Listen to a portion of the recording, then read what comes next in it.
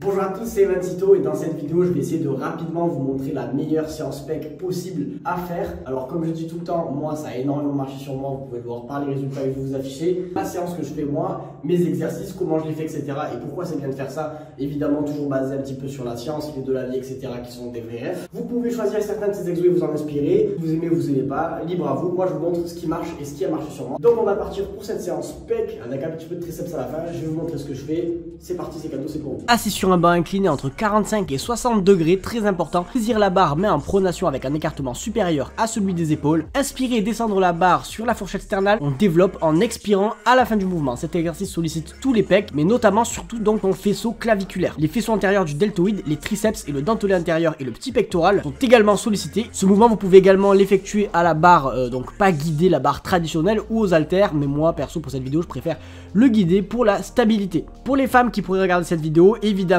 le développé incliné ne raffermit pas les seins et n'empêche en rien leur chute. Ok les gars, deuxième exercice du coup. On a dans un premier temps utilisé le plus gros de la force sur le premier exo avec la barre guidée tout en mettant un peu l'accent sur le haut des pecs. Donc deuxième exercice, on va un petit peu isoler le reste des pectoraux comme on peut, travailler un peu plus à l'échec, en concentration. On va venir compléter le travail du premier exercice. Donc on va se faire deux variantes poulies.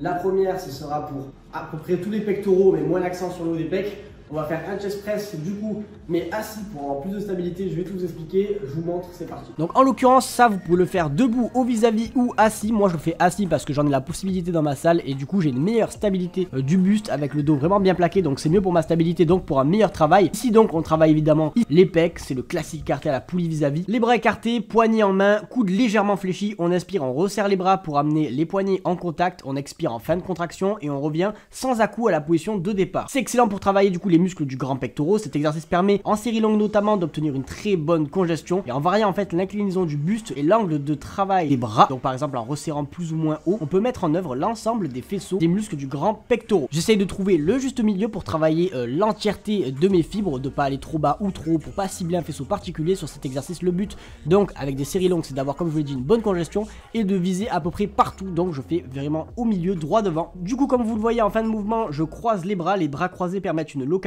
accrue en fin d'effort sur la partie sternale des pectoraux. Donc c'est bon à prendre, mais toutefois vous pouvez quand même faire l'exécution classique qui est très bien elle aussi. Ok, du coup maintenant qu'on a fini avec le deuxième exercice, normalement si vous avez bien fait les choses, que vous avez un poids que vous contrôlez, que vous allez lentement et que vous approchez le plus possible de l'échec, vous avez déjà une énorme congestion.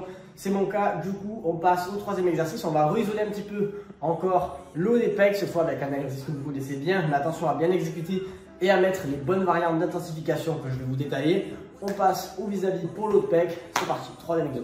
On enchaîne à nouveau avec un vis-à-vis, cette fois-ci on va le faire à la poulie et debout. On va revenir taper donc comme je vous l'ai dit dans le faisceau claviculaire du pectoral, donc le haut de pec qui très souvent est en retard. Cette fois on va le faire en unilatéral. Pourquoi l'unilatéral? Tout simplement parce qu'on va avoir beaucoup plus d'étirement, beaucoup plus d'amplitude. On va pouvoir la rechercher beaucoup plus loin derrière et amener beaucoup plus loin devant. Donc vous partez de derrière avec le bras vraiment étiré en position de départ, puis on va venir ramener la main, on peut dire au niveau de l'autre œil, de l'autre épaule. En fait vous allez chercher juste le plus loin possible pour resserrer un maximum le pec et chercher la meilleure contraction et profiter ainsi de la plus grande et vaste amplitude que vous offre l'unilatéral. Voilà pourquoi je fais cet exo du coup que d'un bras. Donc comme ça on focus vraiment, on isole vraiment un petit peu le haut des pecs en travaillant en unilatéral pour changer. Donc n'hésitez pas à le faire comme ça, sinon vous pouvez faire avec les deux mains classiques. Faites ce qui vous semble le mieux et pensez surtout aux meilleures variantes d'intensification.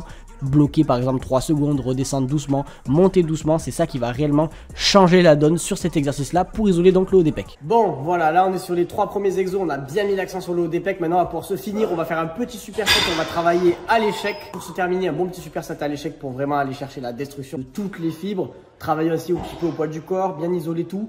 Et là on a une séance qui sur les pectoraux est vachement complète avec un accent sur le haut des pecs qui moi en plus personnellement est en retard. Donc c'est parfait. Donc on va faire des dips à l'échec au poids du corps. Vous pouvez vous lester si nécessaire, mais pas besoin vu les exos qu'on aura envoyés avant.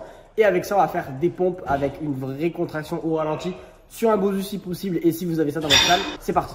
Pour ce qui est des dips, du coup, on s'appuie sur les barres parallèles, les bras tendus, les jambes dans le vide. On inspire, on fléchit complètement les avant-bras pour amener la poitrine en fait au niveau des barres. On effectue la répulsion en expirant à la fin de l'effort. Lors de l'exécution, en fait, plus le buste est incliné, plus la participation des pectoraux, notamment dans la partie inférieure, donc pour le bas des pecs vulgairement, sera importante. Inversement, plus le buste sera droit, plus les triceps, eux, seront sollicités, donc en fonction de l'exécution que vous voulez porter, pensez à vous pencher plus ou moins. Mais il n'est pas recommandé aux débutants cet exercice, en l'occurrence, car il demande l'acquisition préalable d'une certaine puissance. Ça veut dire que c'est bien beau de se lester, mais si même neutre, donc à vide, vous avez du mal à exécuter un dips correctement, évitez ou alors commencez doucement en fin de séance ou apprenez à les faire avant vraiment de l'intégrer dans vos séances. Dans tous les cas, exécutez les dips avec prudence pour ne pas traumatiser l'articulation de l'épaule et éviter aussi les douleurs au sternum ou aux clavicules, car cet exercice n'est pas adapté à toutes les génétiques. On finit donc avec les pompes, donc cette fois-ci on va être en appui sur le bosu si possible. Normalement vous trouvez ça dans vos salles de sport, sinon faites des pompes à l'échec, donc classique avec l'appui face au sol, les bras tendus, mains écartées de la largeur des épaules, pieds serrés ou très légèrement écartés. Évidemment on inspire, on fléchit les bras pour amener la cage thoracique le plus près du sol ou du bosu en évitant de creuser excessivement les lombaires. On pousse jusqu'à l'extension complète des bras et on expire à la fin du mouvement. Ce mouvement du coup il est excellent pour retaper un petit peu partout dans les pecs mais également les triceps. Vous pouvez le faire partout donc c'est pratique et vous allez pouvoir réellement aller chercher l'échec ou la contraction et la congestion incroyable avec le bosu ou même au sol. Mais avec le bosu évidemment c'est mieux, puis vous avez cette prise neutre qui est plus intéressante pour localiser les pecs. Vous allez pouvoir aussi également localiser certaines régions des pectoraux comme le faisceau claviculaire avec les pieds légèrement surélevés si vraiment vous voulez vous défoncer le haut de pec, et avec les mains écartées ou plus ou moins rapprochées vous allez pouvoir chercher également